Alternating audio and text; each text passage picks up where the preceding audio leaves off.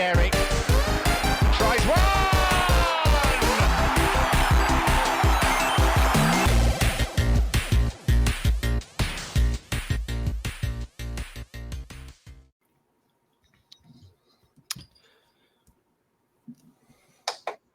Welcome in to Not That Kind of Gooner, an Arsenal podcast. And I made a big show about coming up with something clever to say before we jumped in here. We're coming to you on the Saturday before we play Newcastle on our preseason tour. That would be our second preseason match of the 25-26 season. And all I have to say really is blame Mubadala, which is apparently how you pronounce that company that is sponsoring the DC Open. But yeah, we're excited to talk about, finally the match against Milan, kind of the standouts in that game in terms of debutants and, returning players, and see, kind of who we're excited about, who maybe needs a little bit of work. We'll get into all that. We'll also talk about some things that Mikel has said in the media recently regarding rotation and, tiers of players. And we'll also talk about maybe some pending departures, some pending arrivals potentially, and all that good stuff. But as usual, I'm Sham. You can follow me on Twitter at Shamsdale, and I'm joined by John, who you can follow on Twitter at 305cast. John, how are you doing? Doing good. We're into the preseason. We got some striker news. We got some stuff going on, some new content, some new games. So let's do it. I'm excited. Yeah. Victor Gyökeres, which is apparently how Fabrizio Romano pronounces that. So here we go. Arsenal, here we go.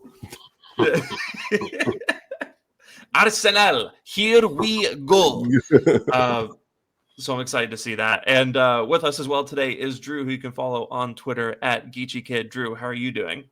Tired like the rest of us, but I'm good. Yeah, I'm good. Apart from that, I'm good. I, for one, am personally happy that fans will stop complaining for approximately 12 hours. So that's really important. Well, once we sign Gyökeres, then they're gonna be like, okay, fine. Where's Eze? Yeah. So that was a really funny turnaround, really, to see people be like, last week everyone's really excited that we're signing Gyökeres, and this week it's, why didn't we go after Isak? We're gonna let Liverpool get him. Can't do that. It's like children with toys, but it is what it is. All I'll say is I was watching some of the highlights from Liverpool's match against Milan, and I was watching Leao run past Van Dijk to score the first goal of the match. And I think blowing 150 million on Isak is going to fix that problem in transition. So I kind of hope they do it. But yeah, we'll set that to one side today, because apparently Liverpool fans want us to leave them alone.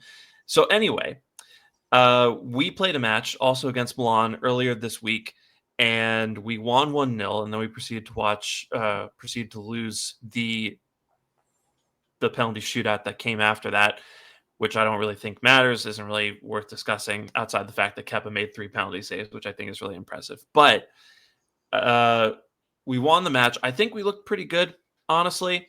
It's not too long ago that preseason matches, the first couple, the players would look really rusty. They wouldn't look fit.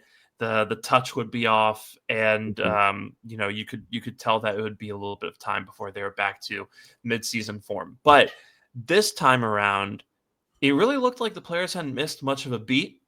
And just before we kind of get into individual performances, John, I just kind of wanted to get your thoughts on just how sharp everybody looked in the first preseason match of the campaign. Yeah, it was pretty good. I was kind of expecting to see a little bit more cobwebs, a little bit more, legginess. Obviously getting back into fitness, which is, we got to remind ourselves what these preseasons are about. It's really about getting up to season fitness. So the results at the end of the day don't really matter, but it doesn't work that way. Of course they do. And they're going to matter to the manager.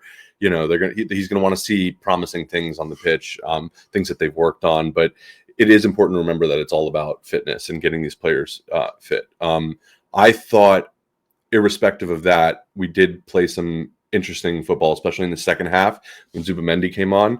We kind of started seeing this more direct, penetrative passing that we, and it wasn't just from him. It looked like a lot of quick decisions, quick movement, and then quick passing, which is, I don't know if it can be a tactical shift versus what we kind of saw from Arteta last season, a little bit more controlled, maybe build up from the back. I think we saw a little bit more decisiveness. It's hard to kind of take, like you said, from one match, extrapolate that much, but it was pretty interesting. I thought it was good to see the new signings on the pitch, at least some of them. Norgard, I thought looked like a guy who, just played with his team for the first time. So you can't really, there were some good things, but I think clearly, it's going to take some time for him to adapt and kind of figure out what we're doing and get used to playing with these players. But I thought Zubamendi did really well, given that he's never played with these players before. And I thought Nelson was interesting to see him playing again. And he does that thing that Reece Nelson always does, where in preseason he looks awesome, and then everyone's like, "Why don't we just keep Reece Nelson?" It's like, well, you forget that that's what he does in the preseason, and then does not as great going on. He'll be injured by December. Right, but it was good, good to see him. I have nothing against Reece Nelson.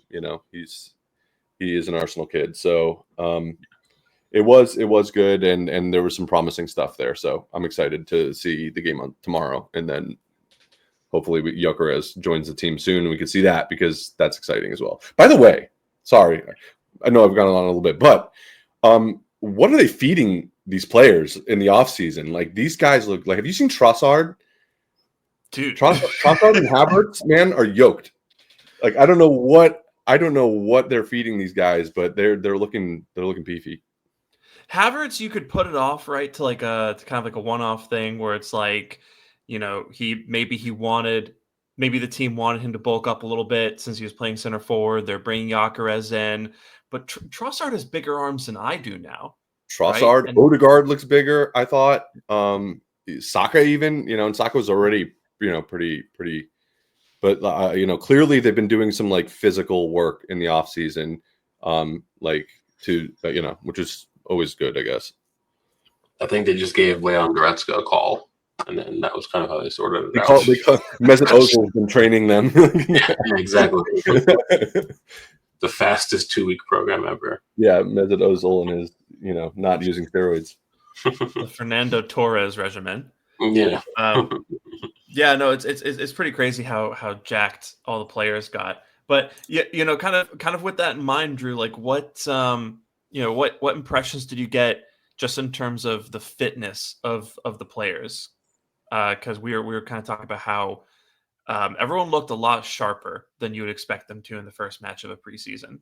I mean, yeah, I feel like when you see players that look that way, like in conjunction with each other, it means that that's likely what the focus is going to be the whole time. And managers and fitness staffs will give players like targets to be at by the time they come back into preseason. And I do think it's important because we've all been talking about like sparsely about how rough the start of the season is. Opening 5-6 weeks are really tough with the schedule. We're going to be, and then the Champions League as well with the new format. So I do think that the club know and understand, and the players don't understand that we have to be ready from match day one to be at like 100%.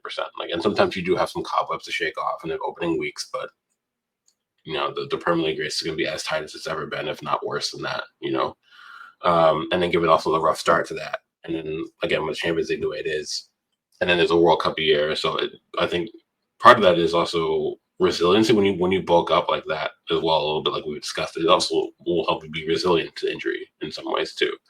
And I do think that because the majority of our big name players will be at the World Cup, next summer as well. I think it's all kind of encompassed together. So yeah, it doesn't surprise me that they've come in as fit as they have, as sharp as they have. I think it's really important. In terms of like the performance, I know it was the question for me, but I don't care about preseason matches because it's 90% of it is fitness, at least in the opening couple of friendly matches. It's about getting you to the level, and eventually at some point you more or less integrate more of the technical things you want to tweak into it. I'm glad we ended up getting a win, obviously, but How dare Odegaard miss his penalty? By the way, we can talk about that if you want. No, I'm saying, just kidding. What a bum! What a terrible captain! Yeah. How dare he miss a friendly penalty? Like the only one he's ever missed, like in competitive play, for the record. But overall, I think it's good to see. Chris O'Demara goes. I wanted to also mention something that John said about how when Mendy was on, how the system kind of was tweaked. And that's something I've been talking about on this very podcast as well, about how I do think when you look at all the players we've brought in or have targeted, that to me it shows that we're going to be tweaking something in the system. So many of the players we've brought in like to be very progressive, getting the ball up the pitch quicker, using space. So I do think you'll see more of that from us this season. Maybe not all the time, of course, because I do think like the meat and bones of how Arteta thinks is all about possession dominance, and that's okay. But I do think he'll take the handbrake off a little bit when it comes to us being incisive and direct and bypassing the press and even bypassing Odegaard if we can. Not because we don't want him in possession, but if we can put the ball into space and let someone like Medway get right onto it, even Martinelli, who is better in that kind of direct system, Gyökeres as well, get him into space, he'll run all day. So yeah, I'm actually really curious about how we're gonna bring it all together. But yeah, for a start of the preseason, I thought it was a good start, and we see where it goes.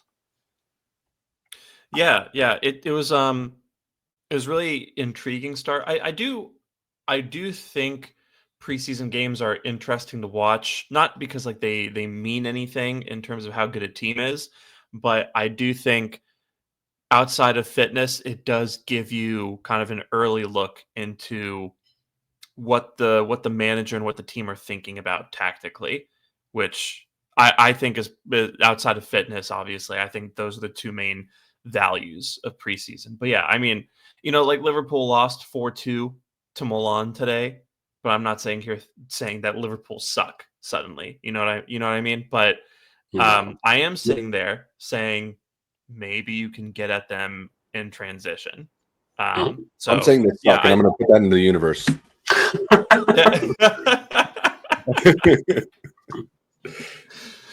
So I think there are things to take from it, but in terms of player performances, Drew, who out of I'll just say debutants, I think that should give you a wide enough net. Who out of the debutants were you most impressed by in this match? I mean, I don't want to like toot the horn too much, but probably it's Mendy, because a lot of Arsenal fans, and a lot of it isn't necessarily their fault, but a lot of Arsenal fans may not have seen a lot of him outside of, say, playing for Spain, right? Like a lot of fans don't watch La Liga, specifically, they don't watch, Sociedad. They may watch a Barca match or Real Madrid match or whatever.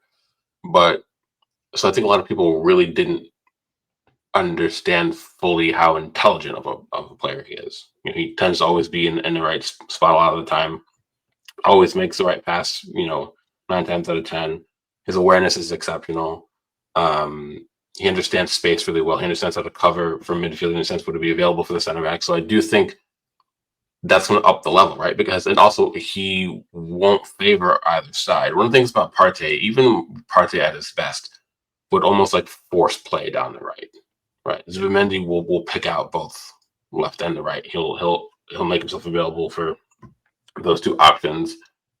I do think that'll go a long way in helping us almost unlock more of the left again as well. Like, we don't have to force play to Odegaard a lot of time. We don't have to force play to Saka. Maybe we will instructionally, but in terms of like a player passing preference, I don't think you'll see Zubimendi force something down a particular channel. I think he'll pick the best possible pass that's available to him. So it makes the most sense in that time, whether if it's to recycle, whether if it's to look for Odegaard, whether if it's to, again, put something down the left-hand side and let Martinelli, whoever, run onto it. I do think you'll see more of that, and that'll go a long way in really fine-tuning how we play when we're in possession. And I do think, I mean, say what you will about, what's going on with Partey in terms of the legal stuff, and we can say, like, when he was at his best, he was a very good player.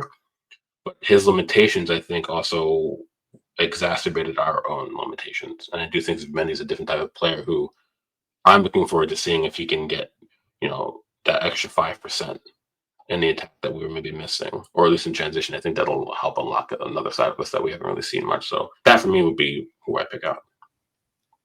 Yeah, I really loved like the zippiness of the play when Zubimendi was on the pitch, right?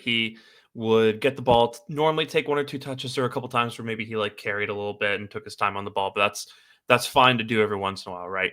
But most of the time, 1 or 2 touches, ball came out, and I think for the most part, he was very efficient with his passing. And yeah, like you said, he would pick the right direction to kind of put the pass in. I loved how he was just breaking lines very constantly. I don't think I saw him pass backwards all that often.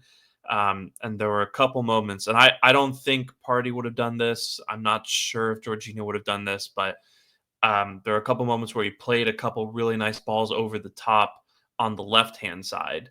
And, those are really good to kind of like open up Milan's defense. So, yeah, really impressed Zubimendi. I think he's going a little under the radar because of signings like Madueke and Gyökeres. But I think as the season goes on, we're going to see just how useful he is. John, what did you make of Zubimendi, and who's your standout debutant from the match? Yeah, I thought he was excellent. And that's kind of what I was mentioning a little bit earlier about how I saw the way that we played change in that second half. It was primarily due to, I think, the way that Zubimendi came in and affected the pace of the game, and then the kind of direction that play was moving, which is his role rather. That's what he's brought on to do. And I don't know why he's going under the radar. I was more excited, I guess maybe just because it got drawn out so much. Maybe that's why. But like when you look at it on paper and you look at the kind of player that he is and what Arteta wants to do with this Arsenal side, that signing almost is, I mean, Gyökeres, I think, like, a striker is like the most important. But then that Partey replacement was key. And I think that you hit the nail on the head with both of you with how I think it's going to unlock both sides of the pitch a little bit more. And I think that I can't really put it completely on Martinelli the way that we played last season. Obviously, I think that Martinelli is, in my opinion, a very one-dimensional player. I've said that before. And I think that he's kind of easy to shut down when he's not just blistering past you. I think that he's kind of hit or miss. But I think that part of the problem was I don't think he was able to get the ball as much last season, partially because of the way Partey plays. So it was good to see a player like Zubimendi step in and what seems, again, very early, one game, not even a full game, but there was some promising stuff from him. And in terms of who kind of my star was, I'm gonna actually go with Kepa. He didn't have to do a lot, but having a backup goalkeeper is super important, and we can debate what the reality of that is, like outwardly and then inwardly, whether he's a backup keeper. Obviously, I think Raya is our starting keeper, and I guess we'll get to the comments that were made by Raya about that competition. But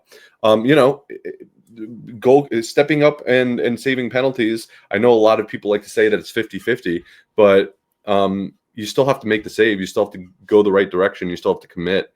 And I think that what is good about the way that he performed in that penalty shootout and in that second half was it was assured. It didn't look like someone who was just here and wasn't happy to be here or wasn't going to work hard to be here. I think that it's clearly someone who has a point to prove, maybe in some regard, but understands that it's going to be difficult to usurp Raya as the number one keeper. But it doesn't matter, in my opinion, because that competition is important. You need someone breathing down Raya's neck, and having a strong showing like he did in that penalty shootout, his first game wearing the Arsenal crest, like that is a statement, and it's important, in my opinion. So I'm going with Kepa. Yeah. Honestly, I feel like if you did not pay attention to the right side of the screen in the second half, you would not have known whether or not it was Raya or Kepa on the pitch. He was. I think he fit in very seamlessly in terms of like how he played and in terms of how he contributed to our buildup. And then the penalties again. Like this is a really meaningless part of the whole thing, but just it's still, you're still saving penalties. Like these players are still trying to put the ball in the back of the net. So to see him pull out 3 saves like that was really impressive, especially against the backdrop of Raya not having the most convincing track record with Right. with penalties, right? I think like we've seen him save a few. I think back to Sporting in the Champions League a couple seasons ago, obviously. Mhm. So he's had his moments, but it's just it's something. It's nice to have in your back pocket. So yeah, I think that's a good one. Drew, any thoughts on Kepa? You're muted, Drew. Oh yeah, I know. I was just trying to collect myself before I unmute. I feel like basically like I don't think Kepa is gonna be good enough to usurp Raya, but I don't think he has to. I do think maybe we'll actually see that like cup keeper rotation, which would be nice. I think we could probably be confident in starting Kepa in both domestic cups, and that's fine. And I think there's something to be said about giving Raya a little bit of time to win it. Obviously, like keepers aren't needed the same kind of rest as an outfield player is, but at the same time, you still want your backup keeper to also be sharp as well, and using him for the cups will give him that opportunity to be. But at the same time, I do also feel like I agree with John, where you still also kind of want someone who is there, because I don't think it'll ever happen, but let's say it does. If Kepa went on like a 5 or 6 game run where it was just nothing but error after error after error after error, and you could see that maybe he did need 1 or 2 matches out of the team, you could then rely on Kepa to do that. You could do that with Neto before, obviously. I personally wouldn't have done it. And like we said before, Kepa was quite decent last season. Like we said, I think he could probably start for half the teams in the Premier League as we speak, given how good he looked for Bournemouth. So, and they were on the cusp of pushing for Europe for a decent part of the season. So, I do think it's a nice acquisition again, like we talked about before. It also gives a lot of experience too. And you can't say enough about experience at the highest level when a large part of your team is younger players, right? That does also mean something, and especially experience at the back as well. And obviously Raya's got a bunch of it, but Kepa's played in Champions League before, and I do think bringing in that little extra couple percentage points of somebody who's been in higher situations for longer matters as well. So in terms of performance, I agree with John. I think you could see that he gave you those little tidbits of you can trust him if it comes down to it, if we need to play him. And I think that's kind of all that matters. Again, with Neto, we never saw that. So basically, for me, I think it's more of like another comparison to kind of like Ramsdale when we had Raya and Ramsdale. Like if something happened to Raya, Ramsdale's not as good, but you probably could trust him. I think we get the same thing with Kepa, and for me, it's another kind of plus point into how we're building the team out for the season. So, yeah.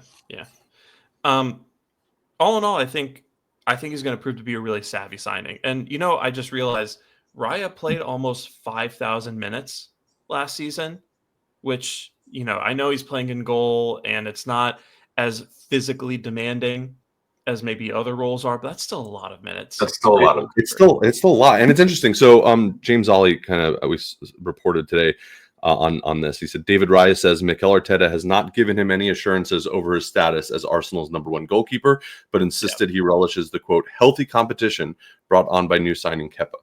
And that's kind of the key here. It's you need, in order to push another player, you need like the ethos, I guess, or you need the actual threat. It can't be like a fake threat, right? Like if we bought on some keeper that doesn't have the credentials or the abilities that Kepa did, then is it really pushing Raya to maintain that #1 spot? And that's not unique to the goalkeeper position. That's any position on the pitch. If you don't have and that was part of the problem, I think, with certain players over the last couple seasons, that is there any legitimate backup for them? Not only in case that player gets injured and they need to step up, but is there anyone breathing down your neck, like legitimately breathing down your neck, that could possibly take your spot and your career at this club to an extent?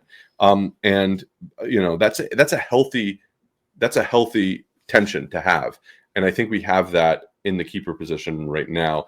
Not to the sense that Kepa's going to take over Raya's position. I think, like Drew said, Raya's just the better keeper. But I think that there's enough where if Raya does not step up over a course of time and there's a trend, he needs to be worried that Kepa could come in and do something. So that's an interesting dynamic as well. Yeah.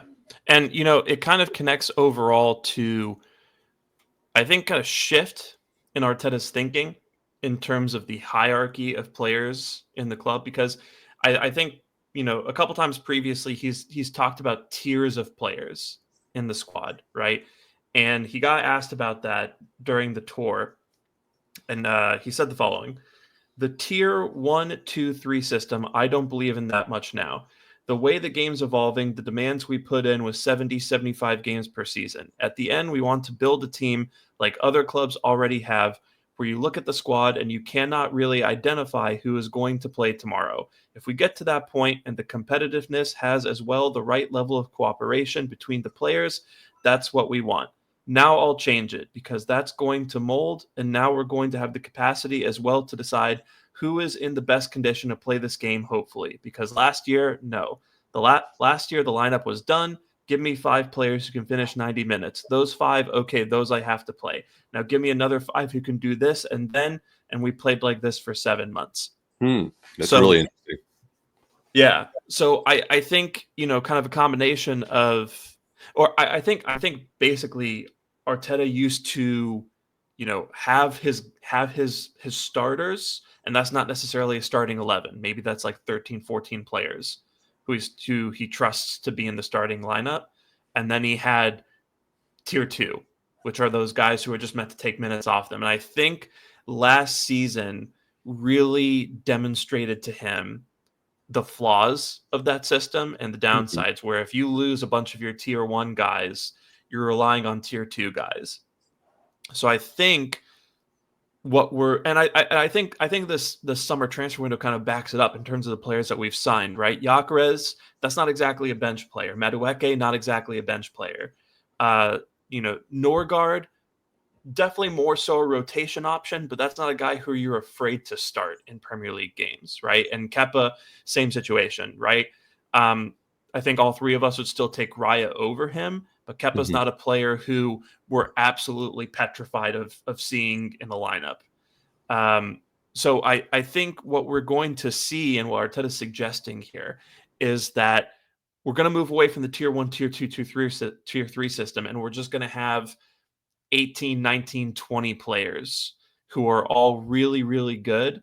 And it's just a matter of who's in the best condition, who matches up better against the opponent, and, maybe who's in the better form on the day. And so, I think you're going to see more of like Gyökeres and Havertz kind of sharing minutes center forward. I think you're going to see Madueke starting in place of Saka a lot, just so that we're not making Saka play a ridiculous amount of minutes. Excuse me. I think, Calafiori and Lewis Skelly at left back. Maybe, Mosquera takes a few minutes off Saliba at right center back. Obviously, Ben White and Timber, that's going to be a big timeshare at right back. So I think what you're seeing here is just a lot of competition between players, and very few, if any, clear backups in a position, maybe outside of guys like Mosquera and Kivior. I kind of half agree with that, because I do feel like, yes, like you want.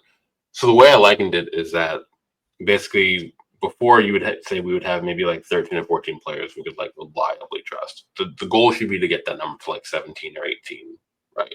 Okay, 17 or 18 players you could reliably trust. It gives you 6 or 7 players you can bring in if Saka needs a rest, right? Or if Erdegaard needs a rest, or one of the strikers isn't on form, right? Or whatever it is. You still need like that kind of like that buffer of that amount of players. Also, that's a good amount to cover another chunk of injury. Like, just say, for example, this season we had another cataclysmic injury issue, and that like, call it circle of trust, for lack of a better term, was like extended to like 17 or 18 players. It wouldn't be as bad. Like, so if we had Madueke last season and Saka went down, I would be far less concerned than if we had, Raheem Sterling as an example. But I do also think that the best players are still going to play the vast majority of the time. We're not going to get unnecessary rotation, because when you start tweaking the lineup too much, then it becomes you're lacking in tactical consistency, and that can also be detrimental. And sometimes it happens to Pep, where he will toy with things too often, and it actually becomes a detriment to City. And then he finally settles on the 11 he wants to use whenever that becomes evident to him. And then he stops over rotating. Then his issue is that he starts under rotating. There's a balance that you have to find there, I feel like. We're not, Saka is still going to play in 36 or 38 Premier League matches this season, despite getting Madueke, because he's the best player and decides he's one of the best right wingers in world football. He's going to play 95% of the time. He's going to play in the Premier League, all Champions Leagues, most likely, unless it's clear he doesn't need to be or something's wrong with some sort of fitness level. I think the striker debate is interesting because, I mean, fans, I guess all three of us here particularly still rate Kai Havertz, obviously. I think the manager still rates Kai Havertz. He's a different type of striker to Gyökeres. You could argue that there's tactical considerations where you could start them both in the same 11, depending on what we're facing, because Gyökeres exists in the same 11 as Isak for Sweden. The system is different, but they still play together. Isak will operate more of in a left side half space winger type role, kind of like an Henry, and Gyökeres will play there, but they still play together.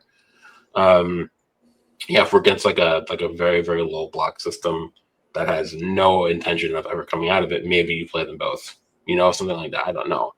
But I don't see it being like Havertz starting 19 Premier League matches and Gyökeres starting 19 Premier League matches. I think one of them will end up being ultimately the first choice striker at some point. And certainly I don't think we're ever going to spend that kind of money on a new striker and him not ultimately become that. It's very hard to see us just rotating just for rotating's sake. But I also agree, I think you'll see some rotation, maybe positionally dependent, because we do ask a lot from our fullbacks, right? So I do think we'll get more rotation from the left and the right side of the defense because of what they're tasked to do, So I think you might see some of that. So I think it's got to be that middle ground between too much rotation and certainly not enough. And I think that's kind of, and like anything, a healthy balance is a good thing. So.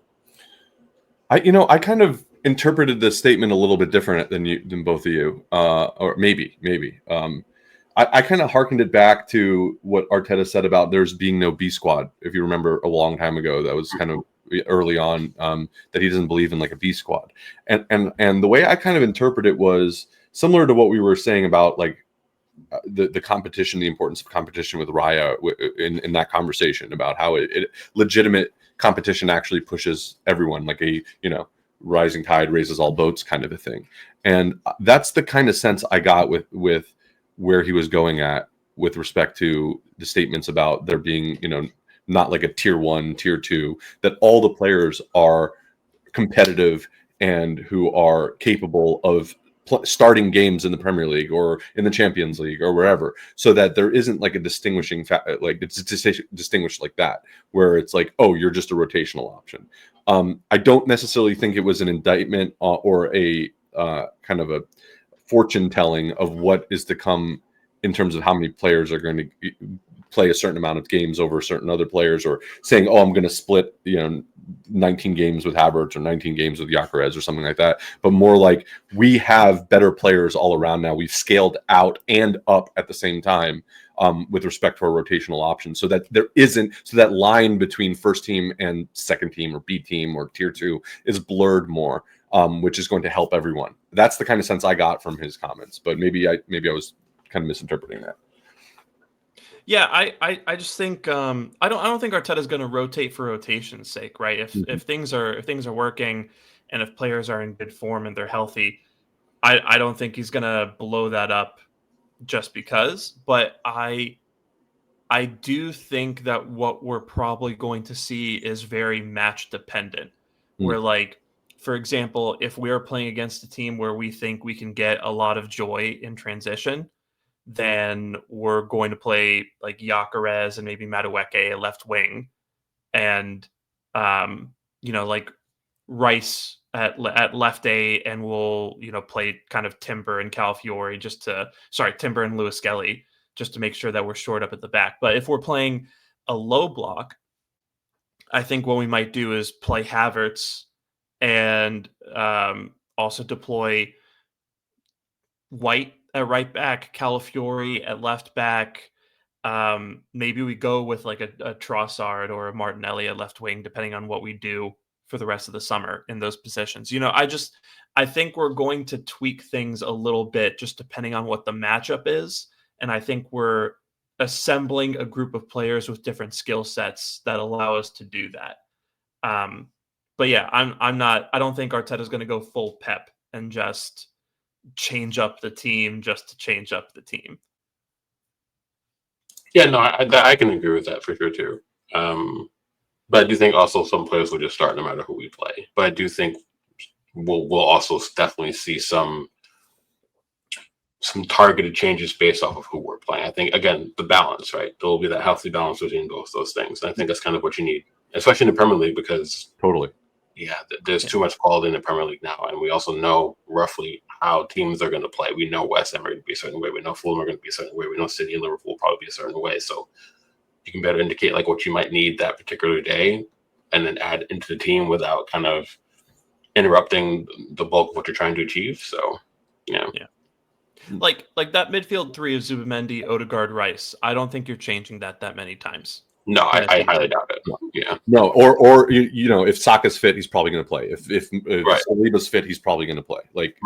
Like, But you'll see variance between like Martinelli and Madueke might have some variance depending. Maybe throw in Trossard if he's still there. The strikers maybe, the fullbacks maybe. But I do think and that could, by the way, that could change if we do sign a player like Ise or something like that. True. Like, I think that whole conversation becomes like, okay, well, now we're talking about a different way that maybe we play from the middle or out completely, and then certain players may have, and that could essentially be what he's talking about. That depending on how we decide to play is going to be the players that we may use, like for certain games. So it's interesting to see. I've never quite seen an Arsenal team like this in a long time.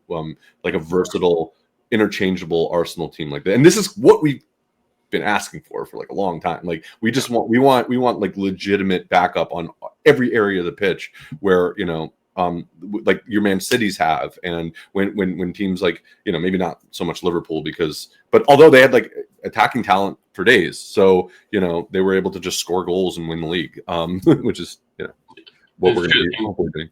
There used to be days gone by where we could bring Will Tord and Kanu off the bench. Think about that, guys. So like a prime example, right? Yeah, where we had Clichy as a backup at left back to Ashley Cole as another example, right? So that used to be a thing, and yeah, that level of depth. Like we said, our biggest issue last season was that lack of quality depth, right? Because also why Liverpool made some of the moves that they're making is why City continue to do the thing. Chelsea are doing their own weird thing, but also at the same time, like Chelsea could probably field two different 11s and probably have some measure of rough confidence in at least some of those players anyway. So yeah, I mean, we'll see how it goes, but we should probably move on before John's got to leave too. No, we're good. Yeah.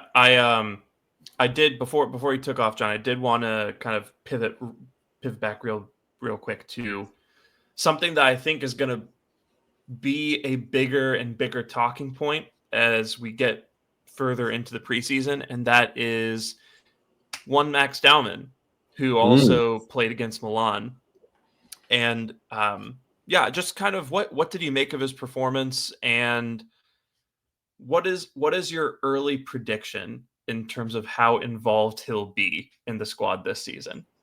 You mean when scoring the winning goal in the Champions League final? But that would be amazing. I'll take it. No. that's yeah, you heard it here first. I think he, how was it? 16, right? 16? No, he's still 15. He's 15. I mean, like, yeah, it's like insane. Like he didn't do anything that I think was like amazing, but like being a 15-year-old, being at playing that game, and he's passing, he was getting involved, he was making decisions.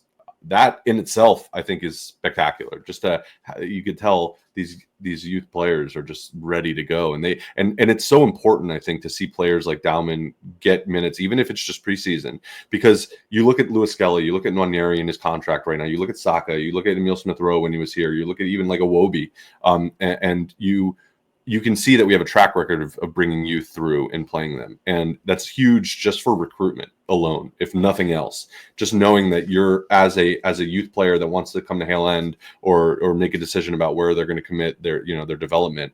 We're a team that you can actually get a shot in if you're good enough. And I think that yesterday was just, or the Milan game was just another display of that. Yeah. I do think there were a couple things he did that were impressive, just in terms of he spun a couple players, and I think he was able to hang physically in that match, which again you don't see 15-year-olds do that. But yeah, that's the context of all of it, right? 15 years old, yeah. so like just being there is amazing, at 15. Yeah. Like I remember when Winery came on against Brentford to make his debut at 15, and he looked good, but I think Dowman was just another level of comfort. I don't want to say it was like far and away better than Winery's debut or anything. I think that's a little much, but I was just really impressed with kind of the confidence and the maturity of Dowman's game. So I think that was really great from him. And also I do want to shout out Marley Salmon, who also came on, played center back. Salmon is a player who I've heard being discussed for a while, kind of not in the same breath as Dowman, but someone who people who are really paying attention to the Hale End Academy highly rate as well. So I've been loath to talk about Salmon on the pod because again, these are kids, and you want to be respectful of their privacy and all that, not be weird about it.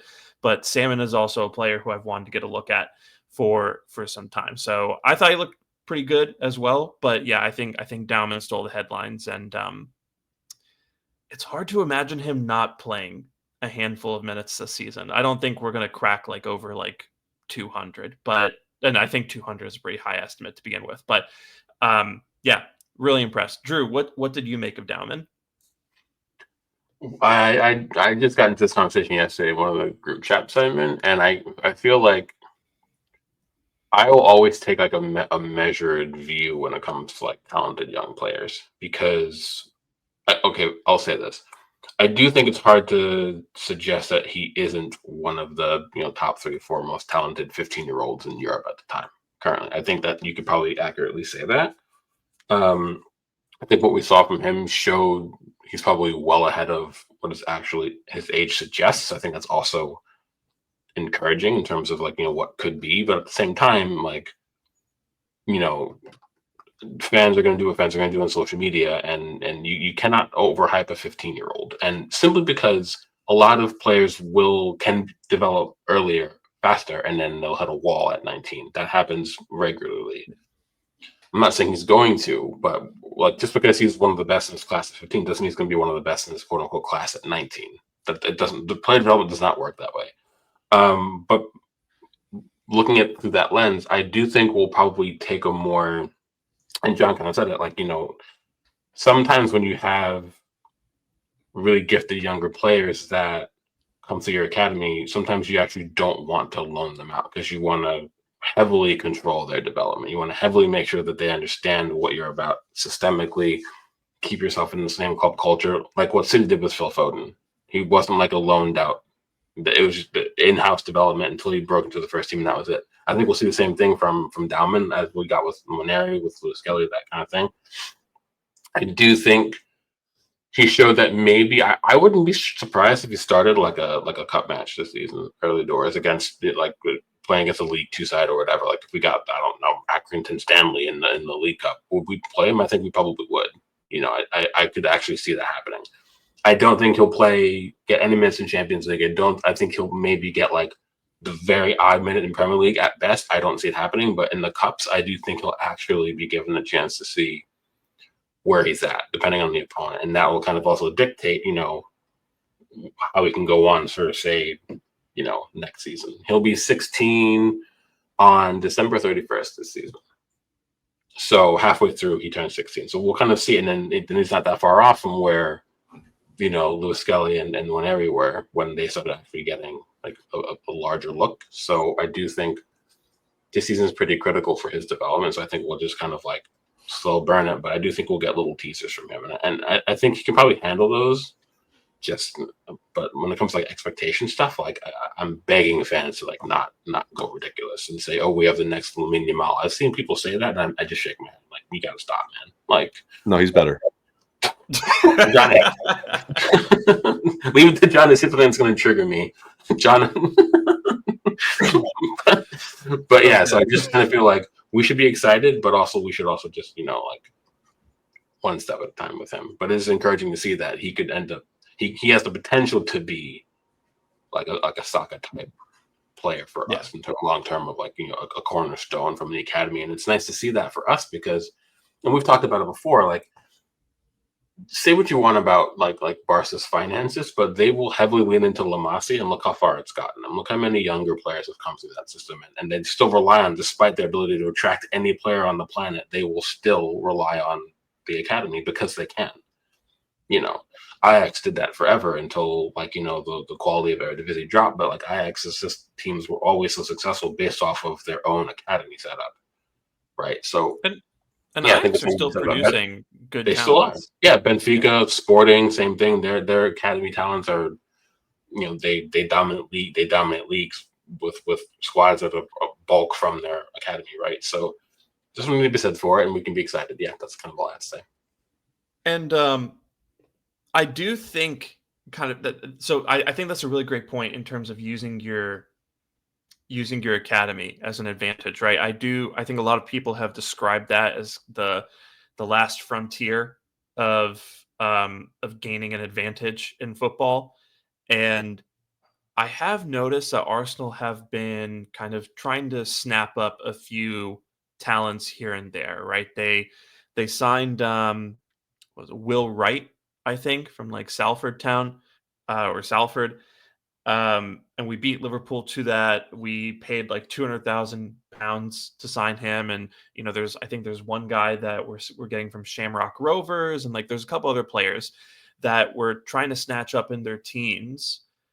And I do think that shows an attentiveness to the idea that the best way, or maybe not the best way, but a really good way to get talents efficiently is to sign them early on in their development when you know that they're going to that when they have a high ceiling and you're willing to bet on it, but you can bring them in-house where you already have a good academy set up, and you can make sure that they develop well, and kind of save yourself millions and millions and millions of pounds. If it doesn't work out, hopefully you still have a player who is an attractive enough prospect that teams would be willing to pay, a few £1,000,000 for him. So it is really interesting to kind of see us investigate that market.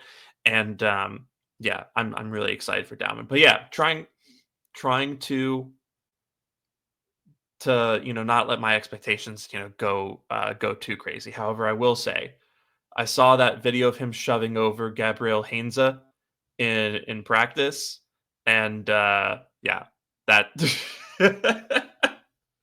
I loved it. Big fan. I'm sure AJ, who we had on our last episode, was watching that and had a little smirk to himself as well. So yeah, shout out to AJ. But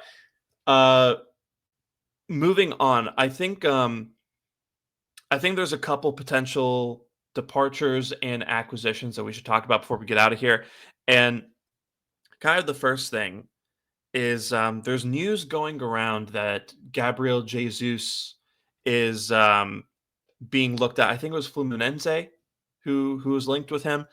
And I think it was Hand of Arsenal who reported that Andrea Berta is looking to potentially sell Jesus.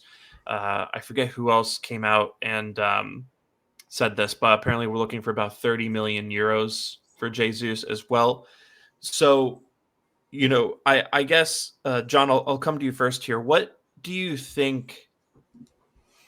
Do you think it's worth it to sell Jesus at this time? Do you think, and then like, what are the prospects of us selling him? Because, we're still talking about a guy who's recovering from an ACL tear, probably won't be able to play, like legitimate first team football for another 2 or 3 months. So, just what do you make of that situation? Now, when you say what do I think about selling him, is that like versus a loan or just like overall, just in terms of selling him? What do you think of just like offloading him from the team? Okay, one way or another, either because like I think in the loan we talked about us covering his wages still, and at least that was the report. And then I think if we sell him, obviously we don't pay his wages. So I think if we, I'd like to start by saying that I think that Gabriel Jesus was the beginning of the Arteta era at Arsenal. This kind of like progress, change in mentality, change in the way that we play. What we know as Arteta like football now, I think that he and in many ways Zinchenko were two players that came in and kind of changed the way that we play in a big part. So that can't be taken away from Jesus. I think there was a lot more that should have come from him in this team, but injuries just completely set that back, and then set back on those injuries as well. So I think that you have to look at that context of the history of Jesus, what he brought to our team, and then what I think the plans were for him. And you can say you did a good job. You know, you didn't really fulfill all your potential here. But I think now when you see Kai Havertz and now Gyökeres coming in, maybe you could see him as a rotational option on the wings. Still, he's still a versatile player. It's just, is it someone that you want to rely on even as a backup player at this point, given his injury history? And it pains me to say that maybe not. Maybe not. I think that when I want someone like a Trossard who, has been injured before, but I know it's probably more likely than not going to be able to play during a season, or in this case now Martinelli. So, and when we signed a player like Nani now, it's just harder and harder for a player like Jesus to get into this team.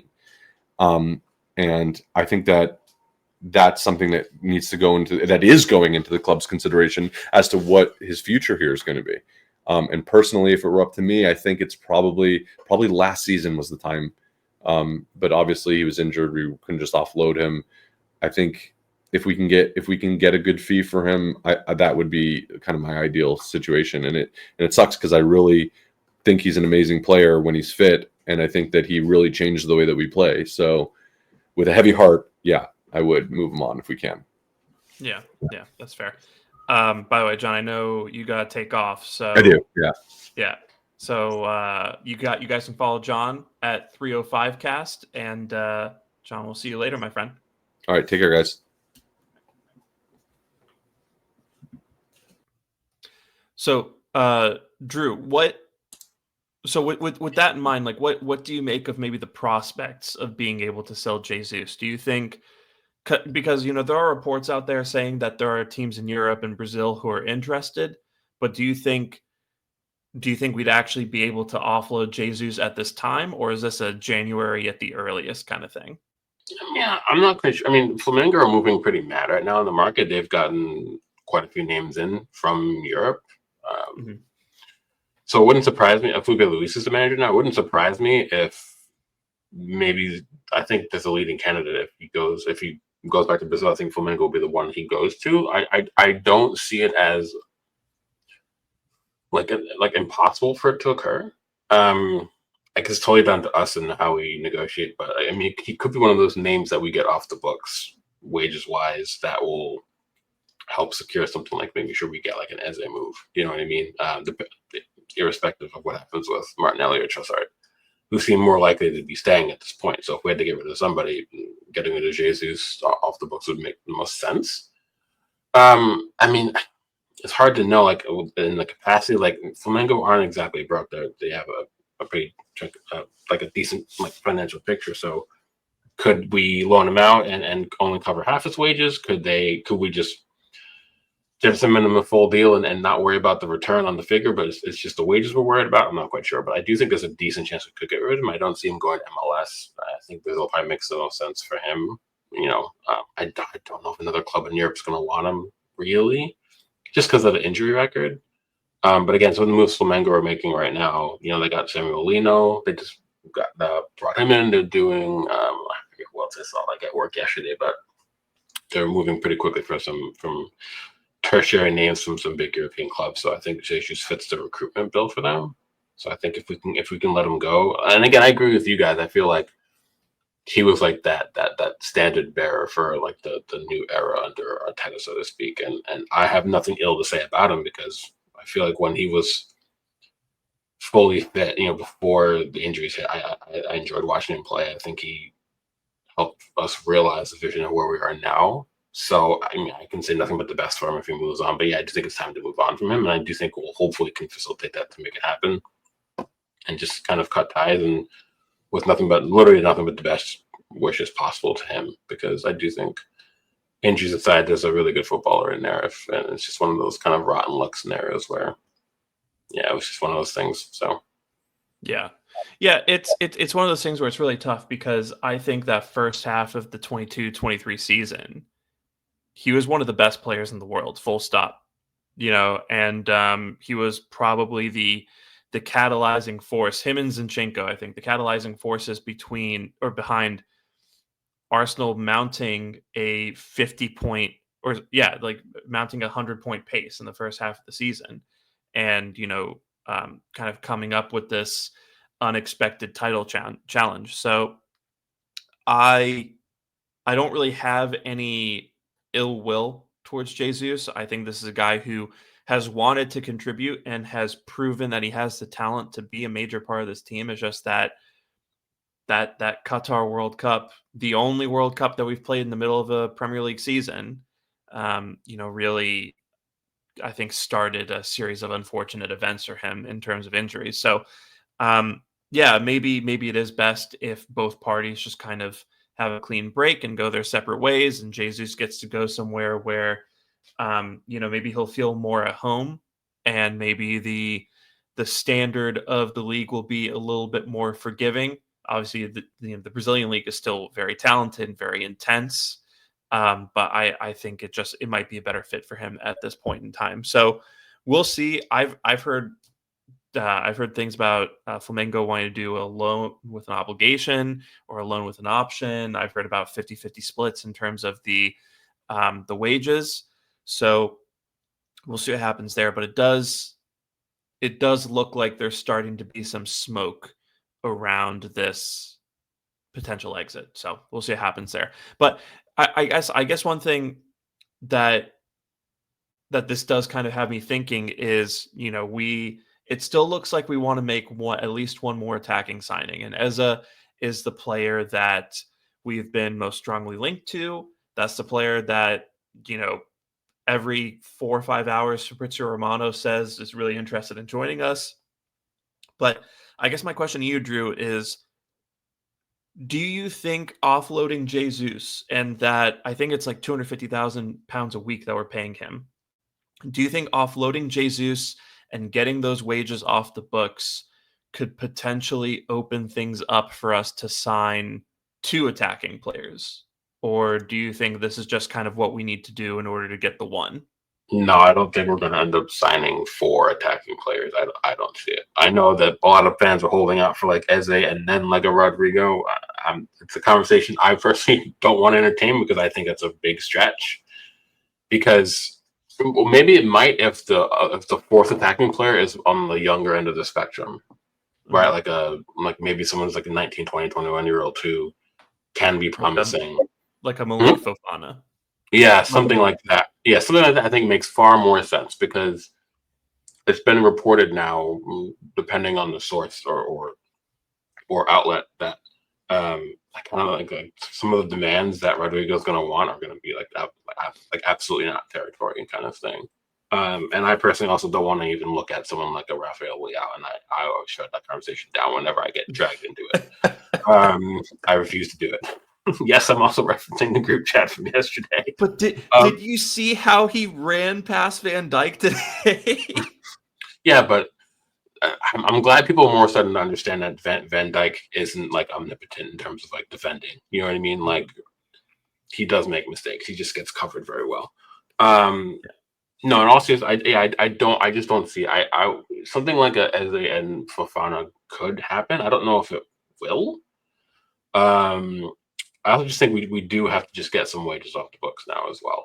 And again, I think if there's an opportunity to be able to get Jesus off the books, do it, because this might not be. There's no better time than now, really. If there's a chance with like Flamengo, like I said, bite the bullet and kind of do it, because we won't get a better opportunity to at least maybe get something back for him, but not just wages off the book. So I don't see 4 attacking like a fourth after, as if we do go get Eze. I don't see another one on top of that. And I just think at that point we would be because a lot of fans don't even consider like this use now, even discussions about the depth chart. You know what I mean? Because who knows when he's going to be available. So like removing him off of the conversation doesn't even really leave a hole, as it were. So if he was a valuable asset still, and then we were letting him go, then maybe I think there's more room for that conversation. But for me personally, I just think, again, wages off the books, again, 200, 250K off the books, maybe some money back for it, and then kind of just shake hands and be done with it, and then we move forward. So, yeah, no, I agree. I think if you can make it happen this summer, then you do it, and at least, even if you don't necessarily need to do that in order to bring in another attacking player, at least give yourself that wiggle room financially. And we do know that, Berta is a former accountant, so that is probably something that he has in mind. Anything else that we should talk about before we get out of here? Or do you think we're set to put a bow on this? No, I don't think so. I think we're probably going to save some other, hot topic conversation bits for the next episodes. I think we're good for now. Also, I really need coffee, so I kind of just want to leave anyway. I'm not gonna lie.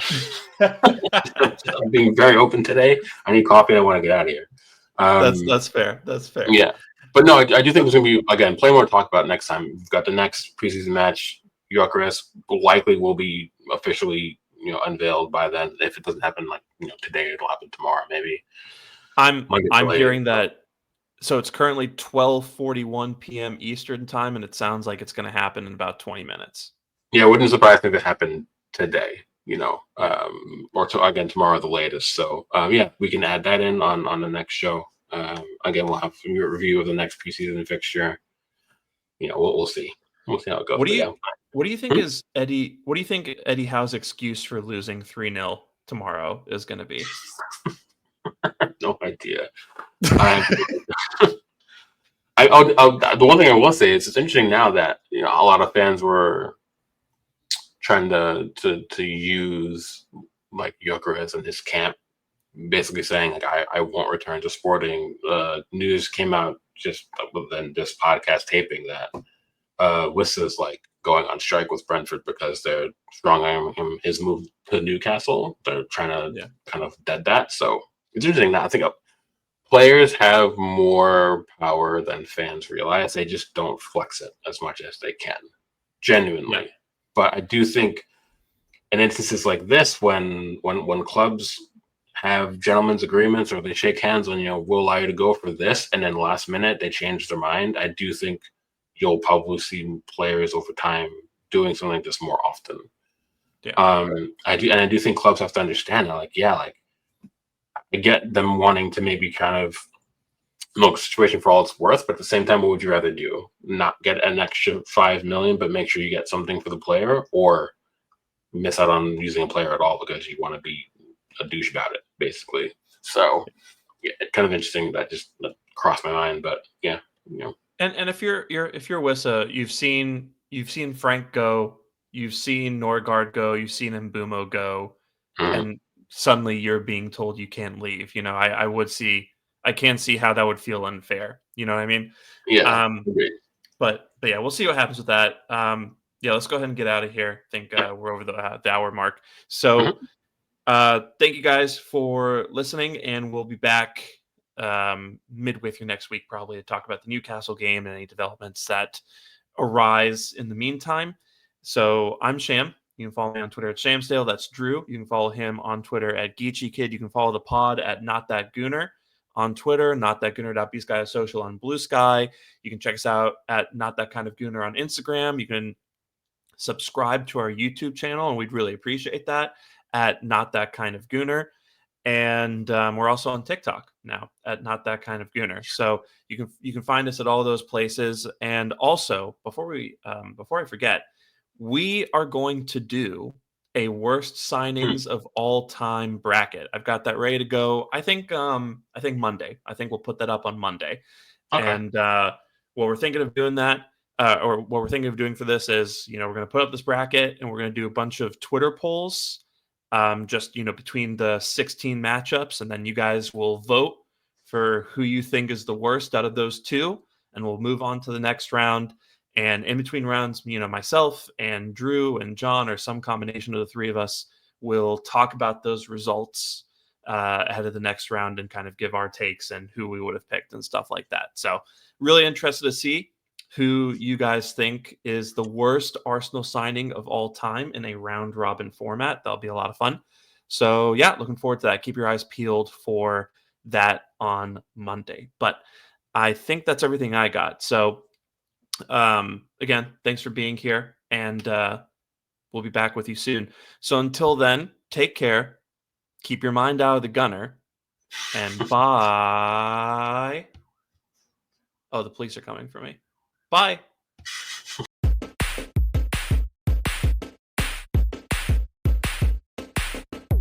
Secret Gooner. All right, I'm a Gooner. Oh, I love you.